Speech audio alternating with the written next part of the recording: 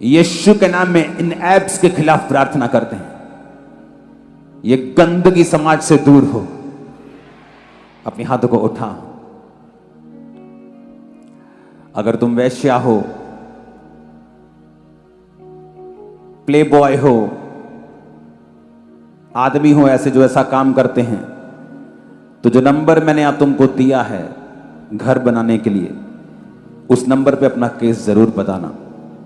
मैं पूरी कोशिश करूंगा कि तुम्हें ब्लेस करूं और तुम पर प्रार्थना करूं और तुम्हें डिलीवर करूं इस वैश्यापुणे से।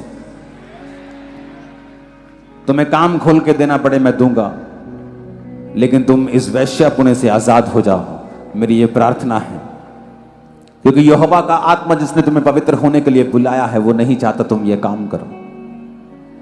ऐसा काम करने वाले के परिवार कभी इज्जत नहीं पाते, बरकत नहीं पाते, बीमारियां लेते हैं, श्राप लेते हैं, उनके बच्चे कभी उद्धार नहीं पाते, सेट नहीं हो पाते, मेंटली कभी स्टेबल नहीं हो पाते। तो क्यों ऐसा काम कर रहे हो जो जनरेशंस तक तुम्हें श्रापित करे? अपने हाथों को उठाओ। खुदाबंद का आत्मा तुम्हें ऑयल लगा है और तुम्हें आजाद करे इस डिप्रेशन से, इस रोग से, इस अंधेपन से, बहरेपन से, इस व्यभिचार से। आमीन। ऊंचा ये आशीष हमारी है चर्च।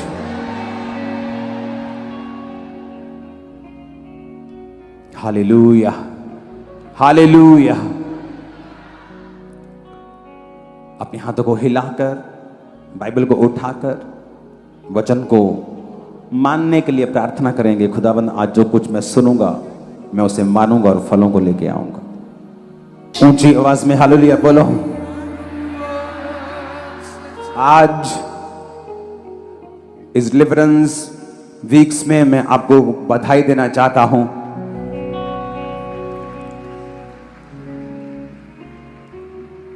जो वचन आज मैं शुरू करूंगा वो संडे खत्म होगा,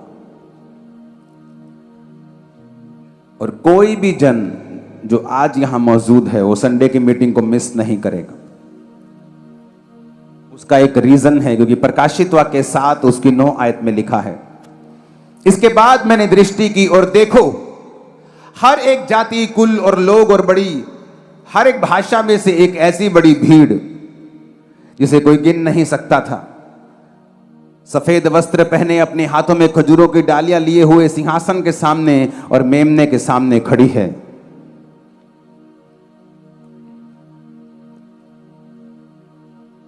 सब ऊंची आवाज में बोलो हालेलुया।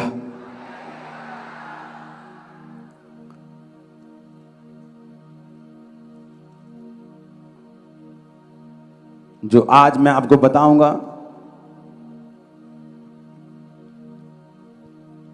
कि जो बड़ी भीड़ 9 आयत में खड़ी है, 10 आयत में लिखा है, वो बड़े शब्द से पुकार कर कहती है, उद्धार के लिए हमारे परमेश्वर का जो सिंहासन के सामने बैठा है और मेमने का जय जयकार हो। तो सारे स्वर्गदूत उस सिंहासन और प्राचीनों और चारों प्राणियों को के चारों ओर जो खड़े हैं, फिर वो सिंहासन के सामने मुंह के बल गिर पड़े और परमेश्वर को दंडवत करके कहा, आमीन। हमारे परमेश्वर की स्तुति और महिमा और ज्ञान और धन्यवाद और आदर और सामर्थ्य और शक्ति युगानुयुग बनी रहे, आमीन। इस पर प्राचीनों में से एक ने मुझसे कहा, ये सफेद वस्त्र पहने हुए कौन हैं और कहां से आए हैं? मैंने उनसे कहा, हे स्वामी तू ही जानता है। उसने मुझसे कहा, ये वो हैं जो उस महाकलेश से निकल कर आए हैं।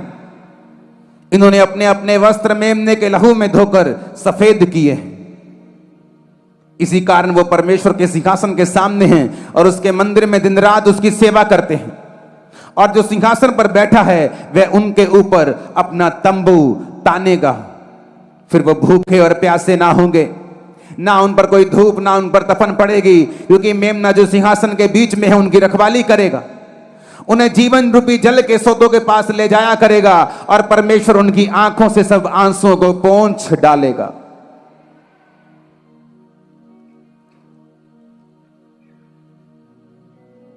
इस संडे को हम सिर्फ व्हाइट कपड़ों के साथ ही नहीं, खजूरों की डालियों के साथ भी आएंगे। इन्हीं व्हाइट कपड़ों के साथ आएंगे और आपको एक दर्शन महसूस होगा, आपकी स्पिरिट के अंदर ये चला जाएगा इसका कारण क्या है? क्यों परमेश्वर आपको एक दर्शन देना चाहता है स्पिरिचुअल? आप बोलेंगे मैं तो बीमार हूं, चर्च में बैठा हूं, मेरे बैक में बड़ा पेन हो रहा है, तो मेरे को तो पेन से आजादी चाहिए। कोई बहन बोल सकती है मेरे को तो मेरा हस्बैंड 3 साल से अलग रहता है, मेरे को तो उस डाइवोर्स से आजादी चाहिए, मेरे को छुटकारा चाहिए। कोई गरीब बेटा सोच सकता है मेरे बच्चों की फीस नहीं भरी हुई, मेरे को तो परमेश्वर बरकत दे और पैसा मेरा काम खोले, मेरे रुके हुए पैसे आ जाएं, मुझे आत्मिक बाद में बनना है लेकिन मुझे पहले छुटकारा चाहिए। लेकिन मैं आपको यह बात बताना चाहता हूं, बाइबल में एक भी चीज ऐसी नहीं है जो आपके फायदे के लिए नहीं लिखी। 2 तरह का छुटकारा मैंने लोगों का होते हुए देखा है। एक छुटकारा उनका होते हुए देखा है बाय फेथ, विश्वास के जरिए प्रभु ने उनको छुटकारा दिया, लेकिन उनका ध्यान आत्मिक नहीं था। उन्होंने परमेश्वर से छुटकारा लिया, कैंसर से आजाद हो गए, शुगर से आजाद हो गए, बीमारी से आजाद हो गए, फॉरेन का रास्ता खुल गया, ब्लेस हो गए, और उसके बाद आत्मिकता में नहीं बढ़े। कैंसर से तो आजाद हो गए, अब वो कैंसर तो उनकी लाइफ में नहीं है, पर और बंधनों ने उनको घेर लिया है। क्योंकि छुटकारा परमानेंट नहीं रहता जब तक आप अपनी लाइफ को आत्मिक नहीं करते। वचन कहता है परमेश्वर ने अब्राहम को कहा मैं तुझे बड़ी बरकत दूंगा। अब्राहम के पास बड़ा पैसा था, धन था, सब कुछ था, लेकिन बेटा नहीं था, बच्चा नहीं था, कोई बेटी बेटा कुछ नहीं था। परमेश्वर ने कहा तू इस घर को, कुटुंब को छोड़ के चला जा, अपने देश को छोड़ के जा, और मैं तुझे एक परिवार दूंगा, वंश दूंगा, बल्कि तेरा वंश पृथ्वी का अधिकारी बन जाएगा, कनान देश का अधिकारी होगा, बड़े देश में उसे दूंगा। और वचन कहता है 75 साल का होकर वो घर से निकला, और तब भी उसने बरकत नहीं पाई। जब वो 80 का हो गया, तब भी बरकत नहीं पाई। जब वो 85 का हो गया, तब भी बरकत नहीं पाई। जब वो 90 का हो गया, जब वो 95 का हो गया, जब वो 100 के करीब हो गया, जब वो 100 के करीब हो गया, तो वचन कहता है उसको विश्वास रूपी शक या शक रूपी विश्वास हो गया कि अब उसके कभी भी बेबी नहीं हो सकता। क्योंकि जब दूत ने कहा कि अब अगले साल तेरी पत्नी सारा से तेरे एक पुत्र होगा, तो उसने कहा प्रभु इस्माइल तेरी दृष्टि में बना रहे, क्योंकि अब मैं 99 साल का हो गया हूं, मेरी पत्नी के पीरियड्स बंद हो गए भी सालों हो गए हैं, वो बूढ़ी हो गई है, उसका गर्भ सूख चुका है, अब हमारे बच्चा नहीं हो सकता। जो हो गया है एक 13 साल पहले वही ठीक है, अब वो टीन एज में जवान हो रहा है, वही तेरी दृष्टि में बना रहे। ये बात इस चीज का सबूत है कि अब्राहम ये जानते हुए भी कि अब उसका निज बेटा नहीं होगा, जो परमेश्वर ने वायदा किया था वो तो पूरा नहीं हुआ, तो भी वो परमेश्वर में बना रहा। इतना बना रहा कि आत्मिक जिंदगी में गिरने की बजाय और अधिक बढ़ा। जब परमेश्वर ने उससे कहा था कि अब्राहम मेरी उपस्थिति में चलता जा और सिद्ध होता जा, तब वो 99 साल का था। परमेश्वर ने कहा आत्मिक जिंदगी को स्लो मत कर, अगर तेरी जिंदगी में अभी काम नहीं हुआ तुझे लगता है तो, बल्कि इसे और मजबूत कर। तो वचन कहता है उसने अपनी आत्मिक जिंदगी को और मजबूत किया, और उसका रीजन, उसका कारण उसको ब्लेस करना था, लेकिन उसका रिजल्ट क्या निकला? जब उसकी आत्मिक जिंदगी बढ़ी, अगर परमेश्वर का आत्मा आज आपसे बोले मेरी बहन, मेरी बेटी अपनी कमियों को निकाल, तो आपको मालूम है आपकी लाइफ में कौन सी कमियां काम करती हैं। अगर आपसे बोला जाए मेरे भाई, मेरे बेटे अपनी कमियों को निकाल, तो आपको मालूम है मैं किन कमियों के बारे में बात कर रहा हूं। तो वचन कहता है कि अब्राहम ने उन कमियों के ऊपर काम किया और सिद्ध हुआ। उसने प्रभु को यह नहीं कहा कि प्रभु कितने साल और बात करेगा, अब बातें करता रहेगा, कुछ करेगा भी, लेकिन वचन कहता है उसने कहा परमेश्वर ठीक है, उसने कमियों को निकाला होगा। इसीलिए जब दूत उसके घर के पास आए तो वो दूतों को पहचान पाया, उसने कहा ये दूत हैं। आदमी के रूप, ये आदमी नहीं है, दूत खड़े हैं और दूतों के पास जाके बोला, दूतों रुक जाओ, परमेश्वर के, हे परमेश्वर, हे प्रभु रुक जाओ और मैं कुछ खाने के लिए लेके आता हूं, अपनी मेरी भेंट को ग्रहण करो। और वचन कहता है क्योंकि परमेश्वर के दूत उसके पास आते थे लेकिन वो उन्हें पहचान नहीं पाता था। आपकी लाइफ में डिलीवरेंस नहीं हो पाती जब तक आप एक लेवल की स्पिरिचुअलिटी, एक लेवल तक आत्मिक चीजों को ग्रहण नहीं कर जाते और बढ़ते नहीं। अगर आपको वो वाली बरकत चाहिए जो आप चाहते हैं, वो जो बड़ी बरकत है, कई बार आपको बड़ी आत्मिक रीति से बढ़ना पड़ता है। तो वचन कहता है जब अब्राहम ने अपनी आत्मिक आंखों को खोलकर देखा, क्योंकि वो स्पिरिचुअल आइज उसकी खुली जब उसने अपनी कमियों को निकाला, दूतों को पहचाना, दूतों को खाना खिलाया, दूतों ने कहा अब तेरी पत्नी के पुत्र होगा। पत्नी भी विश्वास नहीं करी, वो भी हंस पड़ी। कहते तेरी पत्नी क्यों हंसी? सारा कहती मुकर गई, कहती मैं तो नहीं हंसी। वो भी हंस पड़ी। अब्राहम को भी अविश्वास था, लेकिन वो अविश्वास पाप नहीं है।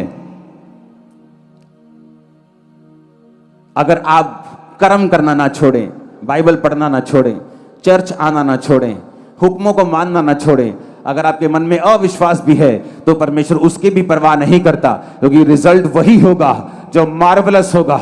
और आपके सिरों के ऊपर रिजल्ट टपकता हुआ मैं देख रहा हूं आज यीशु के नाम। और वचन कहता है, क्यों मैं आपको कह रहा हूं कि हम एक स्वर्ग के दर्शन को हासिल करें? क्योंकि प्रभु कहता है ये वो है जो महाकलेश से निकल के आए हैं। ऐसा कौन सी बुराई कर दी है क्रिश्चियन लोगों ने पंजाब की कि आपको बुराई का सामना करना पड़ता है, ट्रोलिंग का सामना करना पड़ता है, लोगों की हेल्प करने के बाद भी, प्रार्थना करने के बाद भी, शांत रहने के बाद भी, प्रेयर करने के बाद भी, लाखों लोगों का छुटकारा करने के बाद भी, लोगों को नशों से निकालने के बाद भी, क्योंकि वचन में लिखा है अगर तुम धर्मी हो तो सताए जाओगे। तो परमेश्वर ने कहा ये वो है जो महाकलेश से निकल के आए हैं, जिन्होंने अपने वस्त्र मेमने के लहू से वाइट किए हैं। ये वो है जिन्होंने अपना जीवन परमेश्वर के अनुसार बिताया है। लेकिन क्यों मैं ये चाहता हूं कि आप इन वाइट कपड़ों में एक दूसरे को देखें, उस लाखों की भीड़ को देखें, इस वाइट कपड़ों के दर्शन को हासिल करें, एक ही फ्रेम में दिखाऊं। ऐसे ही स्वर्ग में होगा। इसको टिकाओ जरा एक जगह।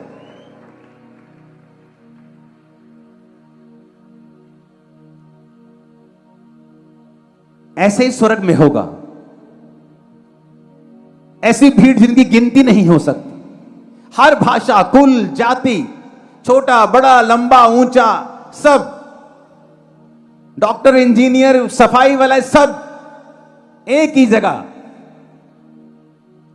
कोई वीआईपी नहीं, कोई आंसू नहीं, कोई दुख नहीं, कोई तकलीफ नहीं, कोई डिप्रेशन नहीं, कोई रोग नहीं, बीमारी नहीं, भूख नहीं, तपन नहीं,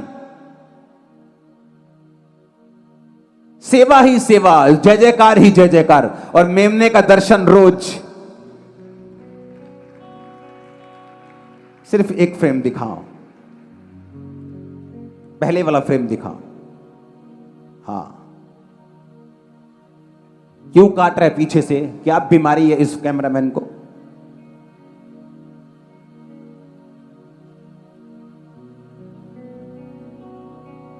ऐसे लोग स्वर्ग में दिखेंगे आप।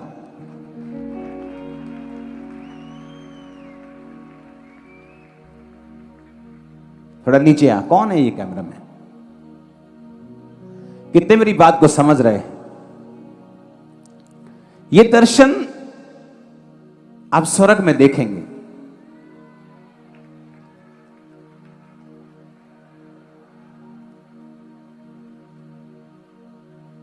यहां रुक जा, रुक जा यहां पे। इस विजन को अपनी आंखों में संभालो। हाथों को हिलाओ जरा सब। रुक जा कैमरामैन, हाथों को हिलाओ और इसको देखो। इसी तरह तुम लोग स्वर्ग में होंगे। और मैं भी आप ही के साथ हूं, उधर ही खड़ा हूंगा। उधर प्रीच नहीं चलेगा, उधर मैं मजे ले रहा हूं आपके साथ। हालेलुया। प्रीच यहीं तक चलेगा, छुट्टी फिर छुट्टी, फिर ऊपर मजे लेंगे सभी। और ये दर्शन क्यों कह रहा हूं मैं? संभालो। जब ये दर्शन तुम्हारी आंखों के ऊपर आ जाएगा, वचन में क्या लिखा है देखो, इब्रानियों 11 उसकी 8 आयत में लिखा, विश्वास से अब्राहम जब बुलाया गया तो आज्ञा मानकर ऐसी जगह निकल गया जो मिरास में लेने वाला था, परंतु ना जानता था मैं किधर जाता हूं, और तो भी निकल गया। विश्वास से उसने प्रतिज्ञा की हुए देश में, पराये देश में परदेसी के समान रहकर इसहाक याकूब समेत जो उसके साथ उसी प्रतिज्ञा के वारिस थे तंबुओं में वास किया, क्योंकि वह उस स्थिर नींव वाले नगर की बाट जोता था जिसका रचने वाला और बनाने वाला परमेश्वर है। अब्राहम की सीक्रेट बताया। क्या सीक्रेट था अब्राहम के पास कि जब उसकी लाइफ में आशीष नहीं आई, 25 साल 24 साल वो आशीष के बिना रहा, तो भी वो परमेश्वर में बना हुआ था। क्या ऐसा विश्वासी हमें मिल सकता है आज, जो कहे मैं चर्च में इस काम के लिए आया था, 25 साल हो गए, मेरा वो काम तो नहीं हुआ, पर परमेश्वर ने मुझे बहुत बरकत दी, मैं चर्च में अभी भी आता हूं। तो बाइबल कहती है जब परमेश्वर ने देखा कि अब्राहम आशीष के पीछे नहीं मेरे पीछे है, क्यों? उसका एक कारण था, लिखा उसका ध्यान आत्मिक हो गया, क्योंकि वो स्थिर रहने वाले। इब्रानी 11 उसकी 10 आयत, क्योंकि वो स्थिर नींव वाले नगर की बाट जोता था जिसका रचने वाला और बनाने वाला परमेश्वर है। कौन सा स्थिर, कौन सा नगर? स्थिर नींव वाला नगर। ये आत्मिक जीवन की बात कर रहा है, ये स्वर्ग की बात कर रहा है,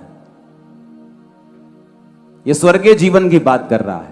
स्वर्ग भी उसकी दृष्टि में निर्मल नहीं है, परमेश्वर ने बाइबल में लिखा है। ये उस जीवन की परमेश्वर बात कर रहा है जो ऊपर का है, कि ठीक है अगर मेरे को बेबी नहीं मिला और मैं प्रभु से हट जाके वापस अपने देश चला जाऊं, लेकिन मैं स्वर्ग का अधिकारी नहीं बनूंगा, क्योंकि मैं ये जान चुका हूं स्वर्ग का रास्ता सिर्फ जीसस क्राइस्ट, स्वर्ग का द्वार जीसस है। बिना मेरे, जीसस ने साफ कहा है, कोई पिता के पास नहीं जा सकता, बिना मेरे कोई स्वर्ग नहीं जा सकता। साफ बोला है, ठोक के बोला है कि बिना मेरे कोई पिता के पास नहीं जा सकता, बिना मेरे कोई स्वर्ग नहीं जा सकता। स्वर्ग का रास्ता मैं हूं, द्वार मैं हूं।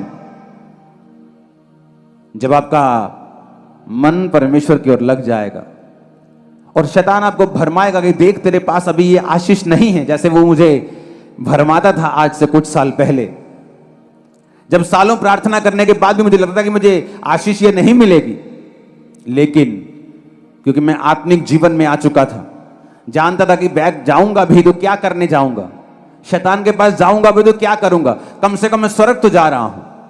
जब आपका ध्यान स्वर्ग की ओर हो जाएगा, और इसलिए मैंने कहा ये दर्शन देखो कि तुम हाथों में खजूरों की डालियां, जब संडे भी हम ये दर्शन अटेंड अपनी आंखों में समाएंगे, कि ये दर्शन हम देखेंगे कि लाखों लोग बैठे हैं, लाखों लोग खड़े हैं और खुदावंद के सामने वाइट कपड़ों के साथ, और मुझे वहीं रहना है उसी भीड़ में, मुझे नरक वाली भीड़ में नहीं रहना है, वहां भी भीड़ होगी।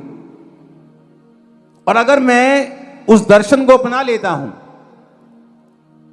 तो फिर शैतान आपको दुखी नहीं कर पाएगा। आपका वीजा ना भी आए आप दुखी नहीं होंगे, क्योंकि आपका ध्यान आत्मिक हो चुका होगा। और वचन ये कहता है, और मेरा एक्सपीरियंस है, अब्राहम का और मेरा भी एक्सपीरियंस है, जब आप स्पिरिचुअल हो जाते हैं और खुदा के पीछे लग जाते हैं, दुनिया की कोई आशीष नहीं जो आपसे वो रख छोड़ेगा, कोई ऐसी ब्लेसिंग नहीं जो आपके पास नहीं होगी।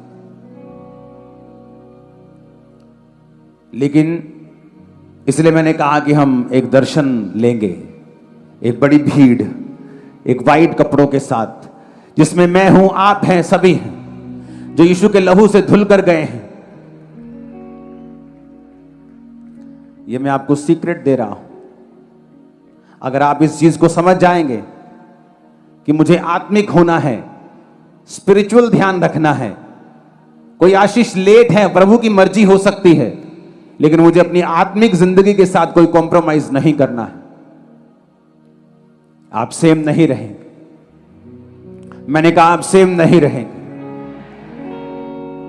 सबको जय मसीह की। मैं जतिन बब्बर और आप देख रहे हैं मसीह परिवार चैनल। जैसे कि आप सब जानते हैं कि मैं इस चैनल पे प्रभु के अलग अलग दासों की वीडियोस डालता हूं, तो अगर आपको हमारा चैनल अच्छा लगता है तो आप इस चैनल को ज़्यादा से ज़्यादा सब्सक्राइब जरूर करें, ताकि आप प्रभु के वचन को सुन सके। वीडियोस को ज़्यादा से ज़्यादा शेयर करें ताकि जिन लोगों तक वचन नहीं पहुंचा उन तक भी वचन पहुंच सके। सबको जय मसीह की।